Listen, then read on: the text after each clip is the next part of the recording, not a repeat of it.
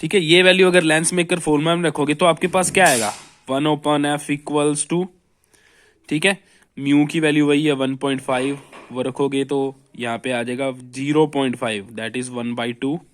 म्यू2/म्यू1 की वैल्यू 1.5 है, -1 करोगे तो 0.5 आ जाएगा, 0.5 का मतलब 1/2। ठीक है, ब्रैकेट स्टार्ट करोगे 1/r1, r1 की वैल्यू क्या, +10 रख दी, फिर -1/r2, r2 की वैल्यू क्या है, इन्फिनिटी, माइनस इन्फिनिटी रख दो, प्लस इन्फिनिटी रख दो, यहाँ पे तो कोई फर्क नहीं पड़ेगा। ठीक है, क्योंकि पता ही नहीं इसका स्पेयर इस तरफ कंप्लीट होगा कि इस तरफ कंप्लीट होगा, बिल्कुल फ्लैट जो है। 1/इन्फिनिटी की वैल्यू तो 0 होती है, तो 1/f हो जाएगा 1/2 इंटू 1/10, क्योंकि ये 0 बन जाएगा, 0 1/10 में से जाएगा तो 1/10 नहीं रह जाएगा, 1/10 का 2 से मल्टीप्लाई करेंगे तो ये बन जाएगा 1/f इक्वल्स टू 1/20। इससे f की वैल्यू क्या आ जाएगी, 20 सेंटीमीटर। ठीक है, अरे फोकल लेंथ हाफ नहीं होगी, फोकल लेंथ डबल हो जाएगी, सॉरी गलत बोल दिया था। तो देखो क्रॉस चेक हो गया ना इससे, है ना। तो मतलब अगर हम क्या करेंगे, बीच में से कट करेंगे तो फोकल लेंथ क्या हो जाएगी, डबल हो जाएगी। ऐसे ही आप कनकेव के लिए भी चेक कर सकते हो। कनकेव को अगर मैं बीच में से कट करूंगा तो 2 पार्ट बन जाएंगे। ठीक है, तो कैसा पार्ट बनेगा, एक तो ये पार्ट होगा और दूसरा इसका सरफेस फ्लैट होगा। वैसे दूसरा बनेगा वो कुछ ऐसा सा बनेगा। ठीक है, दोनों की फोकल लेंथ सेम ही होगी। इसका निकाल लेते हैं, रेडियस ऑफ कर्वेचर 10 इन्फिनिटी, फॉर्मूले में रखो 1/f इक्वल्स टू म्यू2/म्यू1 -1, तो ये 1/2 ही आएगा क्योंकि 1.5 गिवन है, और 1/r1 की वैल्यू -10 सेंटीमीटर, -1/इन्फिनिटी। 1/इन्फिनिटी, इन्फिनिटी को किसी भी चीज में डिवाइड करो 0 बन जाता है, तो ये 1/f की वैल्यू क्या बन गई हमारी, 1/-20, और इससे f की वैल्यू क्या आ गई, -20 सेंटीमीटर। पहले कितनी आ रही थी, -10 सेंटीमीटर, अब कितनी आ रही है, -20 सेंटीमीटर। इसका मतलब बीच में से जब आप कट करोगे तो फोकल लेंथ पे क्या इफेक्ट पड़ेगा, फोकल लेंथ डबल हो जाएगी हर पार्ट की। ठीक है, और इसके अलावा क्या नाम, अगर इस लेंस को मैं पानी के अंदर इमर्स कर देता हूं तो क्या फोकल लेंथ पे इफेक्ट पड़ेगा, डेफिनेटली पड़ेगा, डेफिनेटली पड़ेगा, क्योंकि म्यू चेंज हो जाएगा ना, फिर म्यू2/म्यू1 की वैल्यू चेंज हो जाएगी।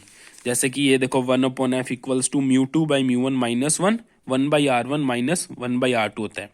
अगर सराउंडिंग में एयर है तो म्यू1 की वैल्यू 1 हो जाती है, तो फॉर्मूला सिंपल यही रह जाता है। लेकिन अगर सराउंडिंग में कोई लिक्विड है तो म्यू1 की वैल्यू ग्रेटर देन 1 होगी। ठीक है, जिससे 1/f की वैल्यू घट जाएगी, क्योंकि डिनोमिनेटर अगर बढ़ेगा तो 1/f घटेगा, अगर 1/f घटेगा तो f क्या हो जाएगा, बढ़ जाएगा। इसका मतलब अगर हम क्या करें, किसी लिक्विड के अंदर लेंस को इमर्स करते हैं तो उसकी फोकल लेंथ बढ़ जाती है, उसकी फोकल लेंथ बढ़ जाती है।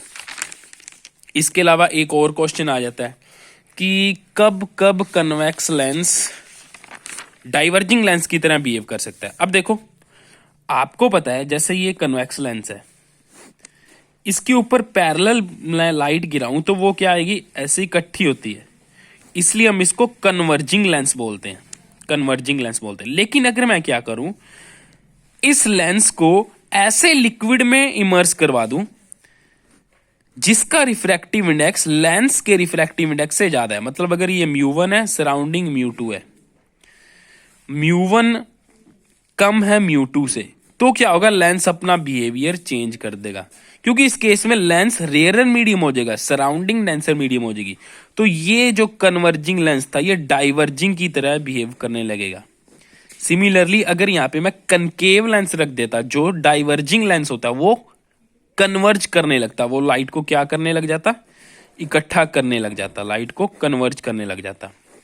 सिमिलरली अगर म्यू1 एंड म्यू2 दोनों की वैल्यू सेम हो तो लाइट बीम आएगी, सीधी आएगी, जैसे लेंस में एंटर करेगी तो कोई ऑप्टिकल डेंसिटी में चेंज आएगा ही नहीं, क्योंकि दोनों के रिफ्रैक्टिव इंडेक्स चेंज है, सेम है। दोनों के रिफ्रैक्टिव इंडेक्स अगर सेम है तो कोई रिफ्रैक्शन नहीं होगा, तो लाइट बीम उस केस में सीधी चली जाएगी। ठीक है, तो अगर लेंस का रिफ्रैक्टिव इंडेक्स ज्यादा है तो नॉर्मल बिहेवियर होगा, अगर दोनों का सराउंडिंग का लेंस का रिफ्रैक्टिव इंडेक्स सेम है तो कोई रिफ्रैक्शन होगा ही नहीं, लाइट रे सीधी चली जाएगी। और अगर क्या हुआ, लेंस का रिफ्रैक्टिव इंडेक्स सराउंडिंग मीडियम से कम है तो अपोजिट नेचर शो करने लगेगा, कन्वर्जिंग डाइवर्जिंग बन जाएगा, डाइवर्जिंग कन्वर्जिंग लेंस की तरह बिहेव करने लगेगा। So that's it about lens formula, और इसके बाद हम आगे देखेंगे